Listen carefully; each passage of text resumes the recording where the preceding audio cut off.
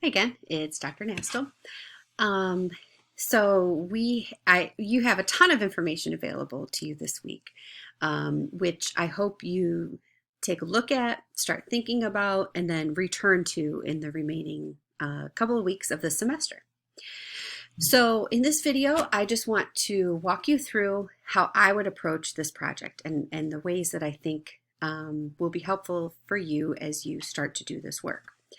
I know that many of you have done lots of research projects in the past, and some of you have never done them or have done them decades ago. All of that is okay. We are building on all of the skills you have that you've developed over your experiences in education, in your communities, and in your workplace.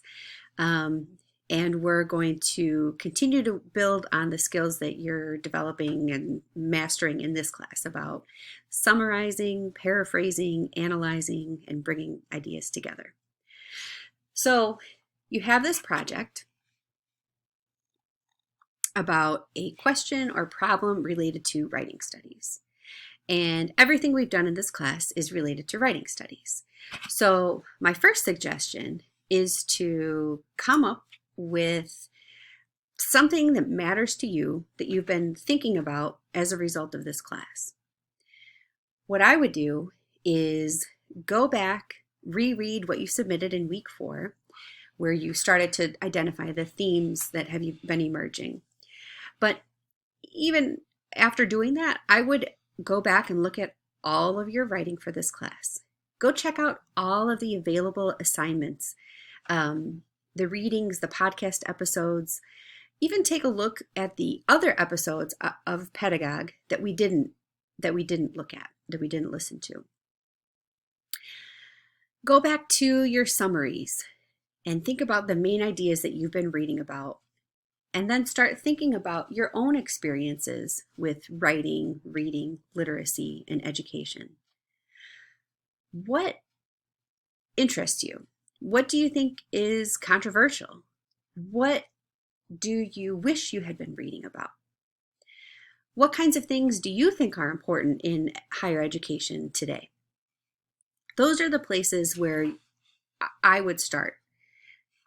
And once you have some of those ideas, maybe go back to your notebook and see what's something that like you starred or circled or highlighted, something that really stood out to you. Just take some very informal notes and write whatever you're thinking. What does it make you think about? How does it make you feel? What does it connect to? Another thing that I do that I think is very valuable is actually talk to people about what I'm thinking about. So I might talk to someone in my family or my friend. A lot of times when I was working on my dissertation, I would take my dog for a walk and actually talk to him because sometimes we just need to articulate something. We just need to say something out loud to help us think about it. That act of communication actually helps us think because we're taking these like fuzzy ideas in our brain and turning them into words that start to make sense to someone else. That's all we're doing with our writing too. So have a conversation with someone on the phone, over video, in person, with your pets. You can also start to write your ideas in our discussion board and just say, here's what I'm thinking about. This is what stood out to me.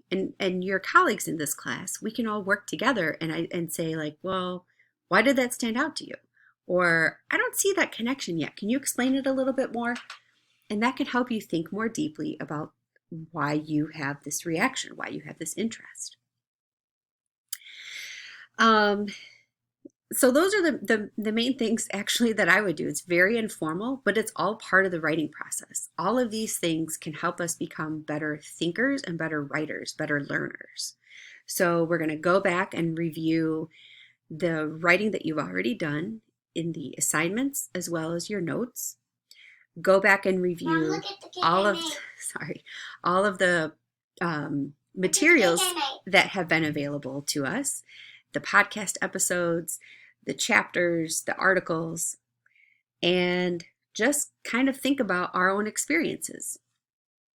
From there, take some notes, have some informal conversations, start to think about what is something you want to learn about in these remaining weeks, what is a question or problem related to writing or writing studies that seems interesting to you, that you can stand to live with for a little bit longer?